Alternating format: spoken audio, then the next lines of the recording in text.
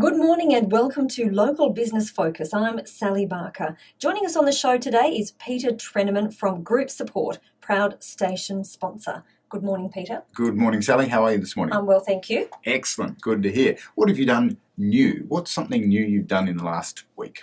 Apart from throw my computer, that just doesn't want to cooperate. Perhaps that's what you need, a new machine. You know? I do. I've been putting it off for far too long. Excellent. I recently provided a new machine to someone else, and they've noticed the difference so much. They open the screen and it just goes Shazam! It's on, and they're you know, there's a few adjustments you need to make with the new things, but the speed and the clarity of the vision and the machinery that you can get is just amazing nowadays. You know, with what's called a solid state drive, an SSD. It's not a spinning disk, it's like a USB drive. That provides the speed. If you get a decent amount of RAM and an i7 processor, doesn't matter whether you've got a Mac or a Windows machine or anything else, the speed that it starts up at, the speed it's able to maintain. Modern internet's got NBN. You can download it, megabytes and gigabytes at a second. Wi-Fi is now, they're getting better at Wi-Fi, and as we spoke, I think it was last week, we spoke about the speed of Wi-Fi. That's always improving with packet sizes and those sort of things. Speed and experience is really improving greatly, and it affects the way you do business. And so today I want to talk about how you're using the new technology and what you're doing to leverage your business with the new technology. Okay. So what sort of new technology are we talking about? Well, let's try something very simple. The real estate industry use drones nowadays. Okay. Now, yes. There's a constant stream of radio articles and discussions about drones and aircraft.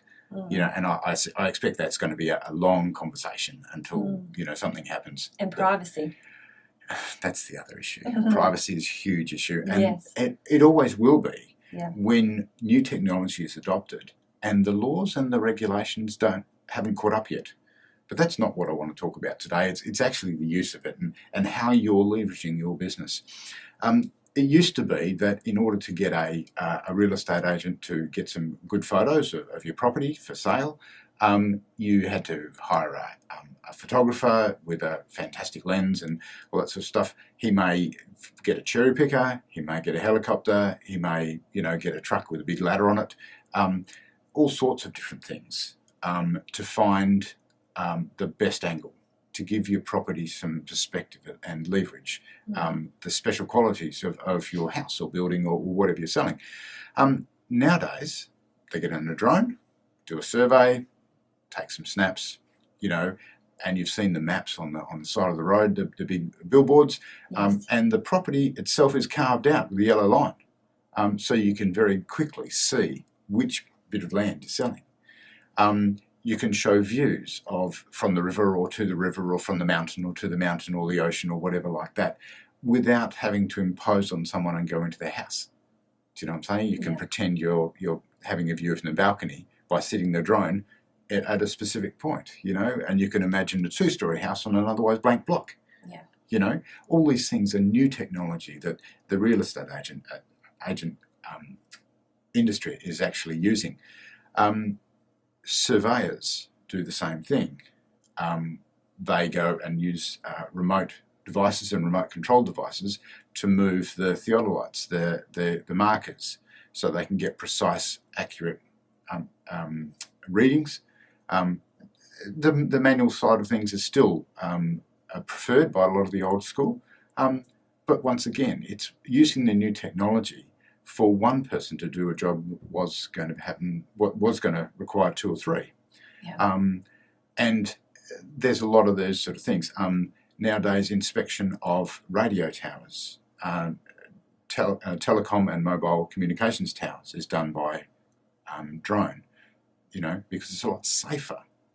You push a drone up 100 feet, 100 metres, 200 metres, however big the tower is, and you can inspect every piece of steel, every join, every wire, every cable, very close up, and you can record it, and you're not endangering anybody by putting them on a scaffold or putting them on a string line or getting them to climb up, with a harness. So the new technology is providing a lot of features and benefits for those sort of things. If you're into inspection of tunnels or gas wells or pipes, remote control devices are the same.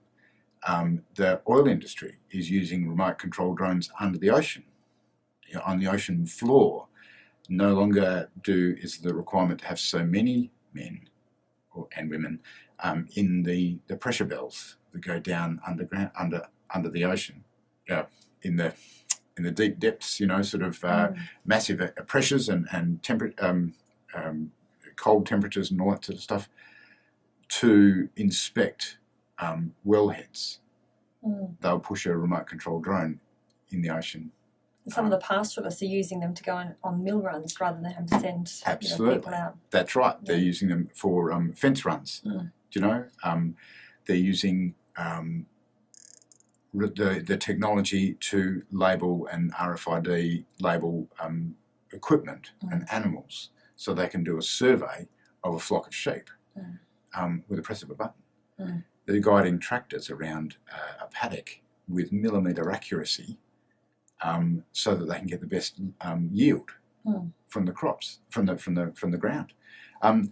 There's a lot of new technology out there, and so my question is, how are you finding that new technology, and what are you doing to research it? You need to talk to people, and we've spoken before about having a trusted advisor, someone who is there to help you research and point you in the right direction. Other little things are very not as in the forefront of those things. Something like a 3D printer. Have you've heard about those? Have you seen those? Yes, I have. Yeah. Very impressive units. Yeah. They range from $500 to $5,000 and more. And we hear in the news that you can print an ear. Print an ear. Really? A lot of high schools are getting them in. That's right. Yeah. Recently, I went to a fancy dress event. I suppose it wasn't really a ball. A fancy dress event, and I went as one of the men in black. And of course I needed a neuralizer. Now you can't go to the shops and buy a neuralizer. What's a neuralizer? A neuralizer, Men in Black, if you've seen the movie, they blank the people's memory so that the space aliens don't get found out the next time. It's like a fancy wand. Yes, with bright light. Okay. So on the internet there's a whole lot of people who've done 3D designing, and they've created the designs and plans for a neuralizer. Right. So we put a couple in a 3D printer, or printed out a couple out of a 3D printer, painted them up, wired them up with electronics and a button with some batteries and a nice bright LED, and was a great hit. Wow. At a fancy dress party, what would you use otherwise? A torch or a camera flash or something like that? Innovation takes all forms, whether it's for your social amusement or whether it's for business. I have a client, and she creates prototypes of her manufactured items using a 3D printer before they go to production, because it costs her far less to produce a prototype in plastic from a 3D printer than it does to produce the whole thing out of a steel mill and then know, I forgot about that hole. Right. Do you know what I'm saying? Yes. There's a whole lot of things. Now, one of the things that 3D printers do take is a lot of time. Okay. So she spends about between 3 and 4 hours per piece printing these things. And so she'll print 20 or 30 of them to get it right. So she's still saving herself some money. Absolutely. Time. Yeah. It's because she sets it off at night. Right. When she leaves, okay, and it prints all night. Okay, so it doesn't matter whether it takes 3, 4, 6, 10 hours. When she comes in the morning, she's got sort of the piece that she's printing at the moment, which is maybe it's part of a component that fits together with other pieces. Maybe it's a replacement, or maybe it's an improvement, a version 2 of whatever she's doing. The important thing is actually, how are you using the technology and what are you doing to explore the things? How are you becoming the leader or in the lead pack of your industry and using these technology to actually make better use and more efficient use of your time and money. It's fascinating stuff. Yeah, so what else is out there for business owners to have a look at? It's unbelievable the amounts out there. Nanotechnology, the amount of things that are being miniaturized. You can buy a computer now which looks and feels like a thumb drive. Really? Okay, a whole computer. That's all you need. It's called a compute stick. Compute stick. That's right. And what we do is we attach them to the back of monitors. So what was once a dumb monitor then becomes an intelligent machine. And they're perfect for security monitors. Okay, and touchscreens and door entry options. And there's all manner of physical devices like that, using Wi-Fi to run security cameras, so you don't need cabling. Okay, then all you have to worry about then is batteries, power. And if something's battery operated or solar power operated, you can then run everything without wires, which means installation and maintenance is much better. When something breaks, you simply take it down, replace it, and put the replacement back up. All you're worrying about is a fixing point. You're not worrying about cabling, which in today's architecture is following the same things. Building designs are different. They want to be concealed wiring. Okay, they want to be far more aesthetically pleasing, environmentally friendly, and so airflow and the contours of the rooms are far more important. For some of these energy saving. I'm not an architect, so I couldn't really comment too much about those things. But what I do notice is when we need to put IT and technology in a place, the restrictions are becoming more and more. Right. On the software side, there's even more too. Things like, there's a product called Alchemex. Alchemex is a business intelligence tool that can attach to any database. So you can print, not necessarily print, you can compile reports to send to you daily, weekly, monthly, automatically. You can generate to spawn to 5 people, all your managers, across multiple databases. Frank, who's one of my clients, has 9 stores. Okay, he measures them against each other on a daily basis. The reports go out automatically, and he uses this product to cross all these databases, picks up Excel spreadsheets with notes and configurations in it. It goes out automatically. So every morning the managers see how they're doing, how they're ranking against the other stores. What he's turned it into is a competition. And so now he's got a measuring tool to award prizes. And so what has become something which is a number crunching exercise and makes it boring, he's actually making it a competition within the staff. To motivate. Yeah. That's right. So motivation is a great key. Efficiency is a great key. And in the constant efforts to save money and make a bit more money, how are you improving?